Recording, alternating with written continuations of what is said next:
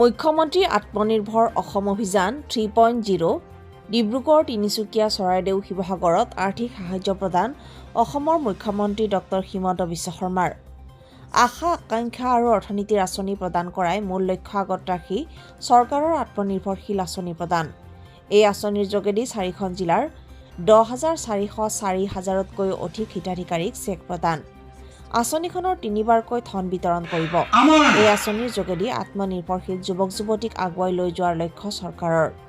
মুখ্যমন্ত্ৰী ডক্টৰ হিমন্ত বিশ্ব শৰ্মাই আঁচনিখনৰ পৰা হিতাধিকাৰীয়ে কেনেধৰণৰ উপকাৰিতা হ'ব তাৰ ওপৰত বিতং বিৱৰণ প্ৰকাশ কৰে। ডিব্ৰুগড় জিলাৰ টিংখাং সমষ্টিৰ লেঙেৰীত মুখ্যমন্ত্ৰীগৰাকীয়ে এই আঁচনিৰ মৰাণৰ পৰা নিজা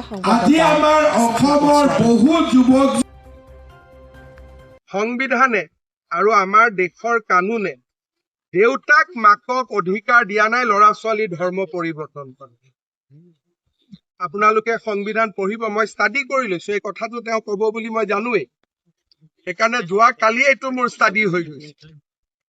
যেতিয়ালৈকে এজন ল'ৰা ছোৱালী ডাঙৰ নহয়, এডাল্ট নহয়, তেওঁৰ কাম কোনেও দেউতাক মাকে ইমান ডাঙৰ সিদ্ধান্ত লোৱাৰ অধিকাৰে চাহ শ্ৰমিকৰ যি দৰমহা বৃদ্ধি এই বিষয়টোক লৈ কিনে আপুনি কৈছিলে ইলেকশ্যনৰ প্ৰাক মুহূৰ্তত এটা ভাল খবৰ দিব। মই খালি সদায় ভাল খবৰ দিব যত্ন কৰোঁ। হয় হয়, সেই ভাল খবৰটো কেতিয়া পাব? চেষ্টা চলি থাকে, ইলেকশ্যনলৈকে দেৰিও আছে।